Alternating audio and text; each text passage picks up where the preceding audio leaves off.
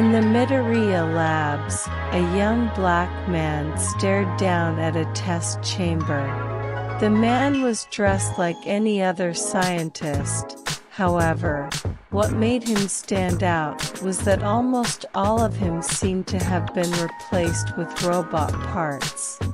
Pretty much everything but his face for the most part, although his left eye was robotic. "You seem nervous, Victor," Dr. Hikari pointed out as he stood next to him. "I'd be lying if I said I wasn't." Victor Rock was one of Dr. Hikari's pupils. One of his most promising ones along with Mai, namely due to his quirk, Technopath. Technopath allowed Victor to communicate directly with machines, understanding them, and interfacing with them in ways most people simply can't. "Come now, my boy, show more pride. It's finally your day in the spotlight," Dr. Hikari told him, as he patted him on the back. "You've been critical to this process. Without you, it might have taken us years more to get this project off the ground." "Yeah, but I've been more of a research subject than a researcher," Victor pointed out. "But now I'm actually taking the lead on the project. And it's a project all about human experimentation. What if something goes wrong? You know more about human-machine interfaces than anyone in this lab, likely anyone on this planet," Dr. Hikari assured him. "I'm confident nothing will go wrong with Raiden's testing today." Suddenly the door opened behind them, and in came two children. A young brown-headed boy with a blue shirt and brown pants, and a blonde girl wearing a red dress. "Dad, Raiden's ready for the test to begin," the boy said. "Thank you, Raku." "Roro," Dr. Hikari said, going over to pat the two on the head. "Didn't know you had kids," Victor said, looking confused, before quickly putting it together. "Androids? I always wanted children," Dr. Hikari said, going back to the test chamber window. "Let us begin." With that, Raiden walked into the test chamber, katana in hand. "I'm ready, Doc. Send them out." A platform rose up containing several sabers, Beowulfs, Borbatusks, Ursa, and bearing elves. "Go," Victor said. "Crockum! Crockum! Crockum!" Three flashes of lighting blew through the room, and by the time Dr. Hikari's eyes could catch up to what was happening, Raiden was standing in the center of a cloud of black smoke that quickly dissipated into nothing. All vitals green. Damage taken, 0.2%. Victor said as he tracked Raiden's statistics.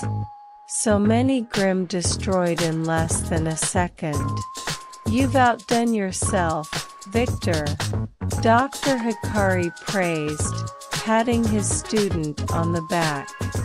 "Don't give me too much credit, most of that was done by his quirk," Victor said. Raiden Masamune. Quirk, Living Lightning, allows the user to become a bolt of lightning, covering them with electricity, and instantly accelerating them in one chosen direction at the speed of lightning. Users cannot change direction until they hit something, and the user's body is protected from the impact and lightning via a magnetic force. This diminishes with each consecutive use of the attack, making the user more vulnerable to their own attack. Yes, but Raiden would never use his quirk 3 times in a row this early on in the test unless he had faith that your augmentations would protect him. Dr. Hikari pointed out. All I did was augment and support the magnetic reinforcement field, and then enhance his body to withstand any residual force, Victor said. Anyway, let's start test number 2. Inside the chamber, a large door opened, and in came a Mega Goliath. Once the Mega Goliath was in place, Victor called it. Start. Crockum, crockum, crockum. Once again in 3 flashes of lightning, Radian was now under the Mega Goliath, which had been sliced in half, before fading away into smoke. Incredible. With that level of attack potency, the list of things that could withstand Raiden's attacks is very, very short. Dr. Hikari explained. If everything goes as intended, Raiden should be able to hang with the strongest fighters on Earth, Victor explained. Which reminds me, we should get on to the final test. I don't think she'll want to wait much longer. The doors to the chamber opened up once more, and in walked Sori. Hey there. Looking pretty tough. So you're the so-called god of lightning. And you must be Sori Jaga, the savage guard. Raiden said as he sheathed his sword. Yeah, I'd say I've gotten pretty strong. Since you're here, I guess we're done with the warm-ups. Sori took her place, walking to the opposite side of the room, and then facing Raiden, before getting into a fighting stance. Hope you don't mind if I keep more swords sheathed, Raiden said as he raised his sheathed sword.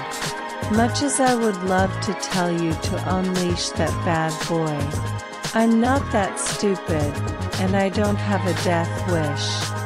Sori chuckled. But enough talk. Let's go, Tin Man. Crockum, crockum, crockum, crockum, crockum, crockum. For just a second. Maybe a couple of seconds, the chamber filled with light. And when the light vanished, the fight was already decided. Sori was pressed against the wall, and Raiden's blade was pushed against her stomach. Thankfully it was sheathed. Her body was covered in bruises and burns, and blood was leaking from her mouth. Radian, on the other hand, had several parts of his body carved out. His mechanical eye was completely gone, and his dominant arm was no longer functional, forcing him to hold his sword with his other arm. Ha, ha, he, ha ha ha ha ha. Sori started laughing like mad, as she looked at Radian with a smile on her face. That was fucking awesome, man. I've never fought like that before. You really are freakishly strong, you know that, Raiden grunted. Very glad he couldn't feel pain right now. Without my augmentations, I wouldn't have stood a chance. Nah, I was using a fractal this whole time too, so who knows how it woulda went, Sori admitted. Victor, could you see any of what just happened? Dr. Hikari said, having seen absolutely none of the battle. Barely, Victor said. Thanks to his own augmentations, he had been able to see the battle, but he needed to rewind the footage in his head to actually analyze it. Sori, even with her fractal, was not as fast as lightning. Not even close. But Raiden's lightning-like movement was limited. His lightning charge could move in only one direction until he hit something. So if he managed to move out of the way just as he activated his quirk, with enough speed, you could get out of the way of his charge. Or even attack him during it, provided they could get past the lightning. Which brought into account his second weakness was that he had to take time to pick the next direction he would charge in, and activate his quirk. Of course, with the modifications made to his brain, that amount of time was very short. Less than a second. But Sori was fast, and smart enough, to both dodge Raiden's initial strikes, and counterattack. At least while she used her fractal. However, while doing all this was possible for her, it put an incredible strain on her body, pushing her to her limits, and she had to do everything absolutely perfectly, exploiting the tiniest of windows of opportunities in order to stand a chance. Any lesser fighter wouldn't have been able to do it, but Sori didn't spend her whole life training for nothing. In response, Raiden had to respond and try to overwhelm Sori, take her off guard, get her into a position where she couldn't dodge his attacks, or just get close enough to her to shock her into submission.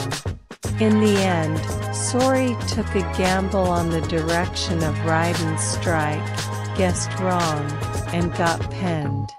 Astounding, both of them. Dr. Hikari commented. 42% damage. Damn. Victor said. Could he continue fighting? Dr. Hikari asked. He could, but with his magnetic flux enhancer damaged, he's gonna start taking some serious damage every time he uses his quirk, Victor explained. Though honestly, I can't say this was a failure. We just underestimated Jaga. So can you still drink alcohol like this? Sori asked as the two started walking out of the chamber. I wouldn't have accepted this gig if I couldn't, Raiden said. But let me get some repairs first.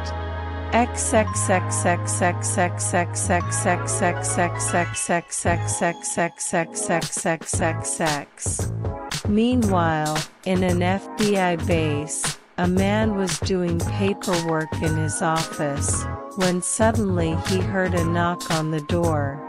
Knock knock. Come in. The man sighed as he set down his pen. A woman came in, holding an armful of papers. Sir, we may have discovered something about the location of Jack's strike. Immediately the man perked up, turning from exhausted and ready to not listen to half of what she was saying, to full alert. Spit it out. Where? We recently got a report that one of the planes that was headed out of Detroit into Japan had evidence of a stowaway. The woman explained. After further investigation, once the plane landed back in America, we found a hair sample belonging to Jack Strike. Slam! The man punched his desk so hard that the woman flinched. Fucking damn it! The man shouted. I want a full investigation as soon as possible. If the Midoriya Foundation finds him, then we'll never get our hands on him. Sir, are you saying that the Midoriya Foundation would aid and abet a wanted foreign criminal? The woman asked. Bitch, the Midoriya Foundation is a few steps off from taking over the fucking world. Even if this is discovered, this won't do shit to him. the man shouted. And with that man's bleeding heart and Jack's sob story, there's no doubt. Now hurry. Why yes, sir, the woman said before running out of the room, closing the door behind her. A paper fell from her arms, with a picture of a white-haired man, that said Jack Strike. Wanted for treason.